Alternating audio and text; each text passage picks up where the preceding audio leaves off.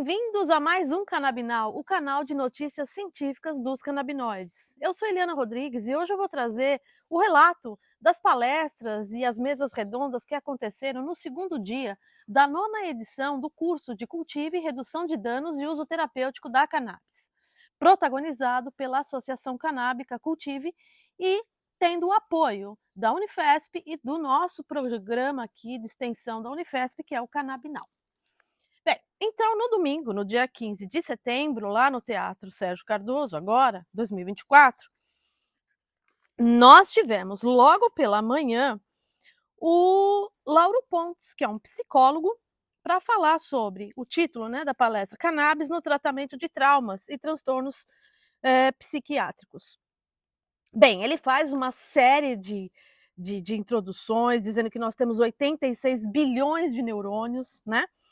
Falando sobre a importância do sistema endocannabinoide em traumas e no estresse, né?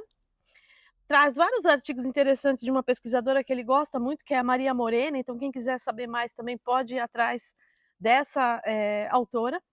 Ele fala também de um artigo muito interessante feito com ratos, né, aonde a mãe, a rata, quando ela lambe os seus filhotes, observa-se um aumento da expressão de receptores de serotonina e uma diminuição de receptores do estresse, né, mostrando o quanto que é importante o acolhimento, o amor, a atenção nos primeiros anos de vida.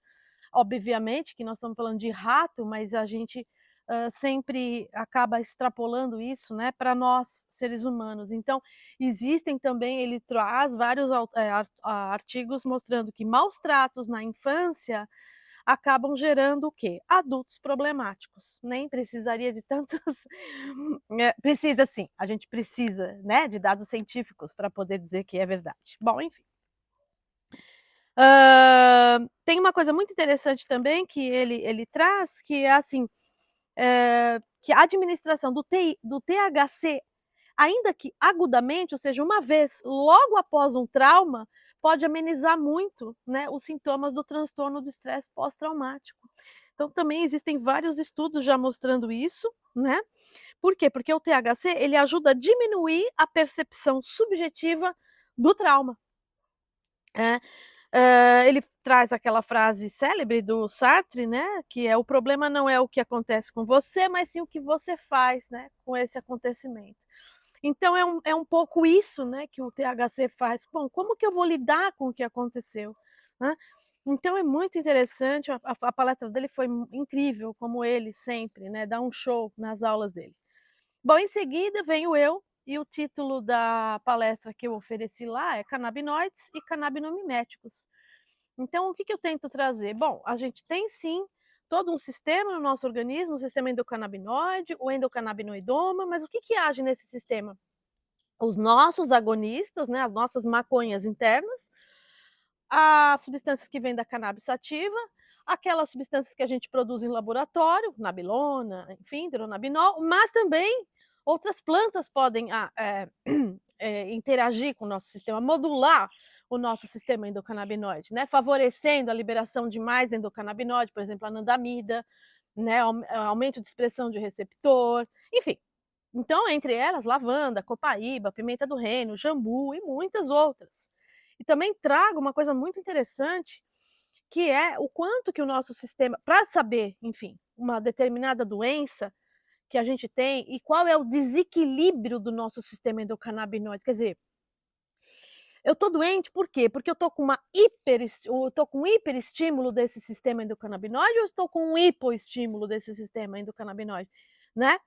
Então, para que eu possa entender a doença, eu tenho que saber se esse sistema está superativado ou hipoativado, ou pouco ativado. E aí, claro que eu vou modulando com outras substâncias, agonistas, antagonistas, para que eu possa restabelecer o equilíbrio. Então eu trago vários exemplos, por exemplo, insuficiência renal, diabetes do tipo 2, que é uma questão ali de eu ter um desfavorecimento de receptores CB1, por exemplo, em pâncreas, em fígado, né. na verdade, uma hiperexpressão do receptor CB1 nesses órgãos, né, que aí causam essas síndromes metabólicas. Então, esse é só um exemplo, né.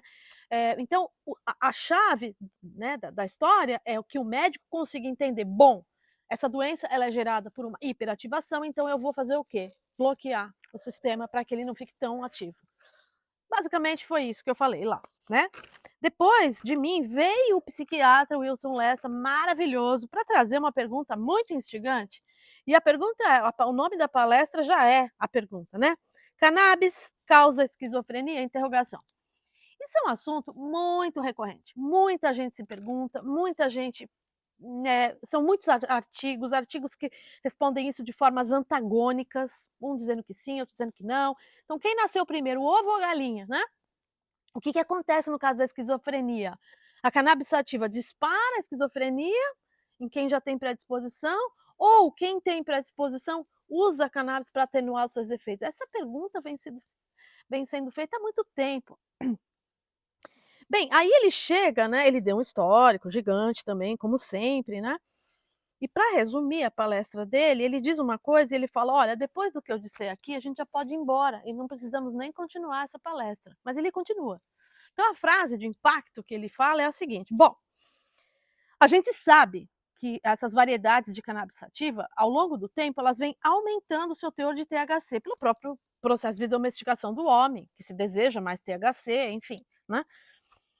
Então, nos últimos anos, a gente viu um aumento expressivo da concentração de THC nessas plantas. E se a gente considerar que o THC é aquele agente que altera a percepção, né, e que seria, portanto, o causador, o culpado, né, de gerar esquizofrenia e psicose, como se aventa em muitos artigos, bem, então o que que a gente esperaria? Que a incidência de esquizofrenia e psicose no mundo aumentasse. E aí o doutor Wilson Lessa chega e fala: "Olha, essa porcentagem ela é uma incidência de 1%, só que ela é há muito tempo, ela não aumentou". Então, se a gente parar para pensar: "Bom, está aumentando o nível THC, mais gente consumindo", ainda que a mesma concentração de pessoas consumisse mesma porcentagem, a concentração de pessoas com esquizofrenia não aumentou a porcentagem, né. Então ele traz essa reflexão e aí para finalizar essa e responder à pergunta como ele responde, que é não, né, não é a cannabis que causa a esquizofrenia, ele traz um artigo de 2021 que diz o seguinte, esse artigo, né, "É mais provável que a pessoa que tenha predisposição à esquizofrenia use a planta para amenizar os seus sintomas e não o contrário", né. Então, claro, eu estou fazendo aqui um grande resumo, né, para dizer para responder essa pergunta, que é tão intrigante, que é tão, tão gera tanta polêmica, né. Bem, e depois dele vem então uma mesa redonda que é regulação e reparação, novos rumos para a política de drogas, que teve o advogado, nosso grande advogado Emílio Figueiredo, né, da área de drogas, a diva Sativa, Luiz Navarro e Rebeca Lehrer e o Renato Fileve. Então foi uma mesa muito bonita também, aconteceram várias polêmicas lá, a diva Sativa, como sempre, deu um show, né, e o Luiz Navarro também, ele traz então uma nova peça que está em cartaz dele, o que está para entrar em cartaz, né, sobre a questão do uso da cannabis. Então acompanhe, né, esse ator aqui, que é o Luiz Navarro, enfim, né. Bom, depois veio uma mesa redonda sobre o Farmacon, que é um observatório do uso de medicamentos, maconha e outras drogas, né. Esse observatório foi criado na Unifesp pela professora Cláudia Fegadoli, professora Luciana Surjus e depois eu entro também na coordenação. E a ideia desse Farmacon, desse observatório, é que a gente junte tudo o que está acontecendo, né, de iniciativas, de projetos de pesquisa, projetos de extensão, dentro da Unifesp, como se fosse um guarda-chuva dentro desse Farmacon, né. Então, por exemplo, o curso do Padre Ticão, que eu também coordeno, os projetos de extensão, os projetos junto ao SUS, que a Cláudia toca, que a Luciana toca. Então, a ideia é que a gente aglutine outros professores, outros pesquisadores para que estejam lá. O Renato Fileve também está lá, né. Então é um chamamento mesmo para a gente começar a se organizar, né, já que a gente tem essa herança da Unifesp e que a gente tem, como até uma certa obrigação, né, para dar continuidade ao legado do professor, Carline, né. Então eu convido aqui, caso tenha alguém da Unifesp que queira se somar a esse observatório Farmacom, por favor, entre em contato com a gente, porque é muito importante que todo mundo esteja lá, né. Para finalizar, uma última mesa redonda, e não a menos importante, talvez a mais importante, eu arriscaria dizer, que é sobre cultivo, né. E para isso foi chamado então o Rudi Viana, que vem lá do Rio de Janeiro, todo ano ele vem, um fofo, um querido, maravilhoso. Ele é agricultor, biólogo, ativista, professor, ele é sensacional. Eu não tenho como resumir a palestra dele aqui, porque ele ensina tudo que você pode imaginar, né. Como clonar, fazer clonagem, como fazer, o cultivo a partir de semente, é maravilhoso. Indoor, outdoor, hã. E também o Bernardo Monteiro, que é um especialista em soluções para cultivo, que também traz muitas sacadas, assim: "Ah, mas eu estou num apartamento, eu tenho habeas corpus, como é que eu faço para cultivar?", né. Bem, olha, como sempre, então, esse evento ele foi repleto de coisas maravilhosas, pessoas incríveis que estão lá todo ano para doar seu tempo, né, doar suas experiências com a planta, seja do ponto de vista médico, seja do ponto de vista legal. Nós ainda vamos soltar pílulas aqui no Canabinal sobre alguns relatos de caso, que eu acho que não tem como eu falar um relato de caso aqui, como eu estou fazendo para as palestras, né. Porque o relato de caso, ele é a pessoa fazendo seu relato sobre seu filho, sobre seu pai, e é de tamanha emoção que só a pessoa mesmo, falando é que vai trazer um impacto para vocês. Então a gente vai fazer pílulas e a gente vai soltando ao longo da programação da quarta temporada do Canabinal. Então fica com a gente, porque tudo isso e muito mais você vai encontrar na quarta aqui temporada do Canabinal. Fica com a gente, divulga esse canal para que ele possa atingir mais pessoas e ajudar mais pessoas ainda. Eu conto com você.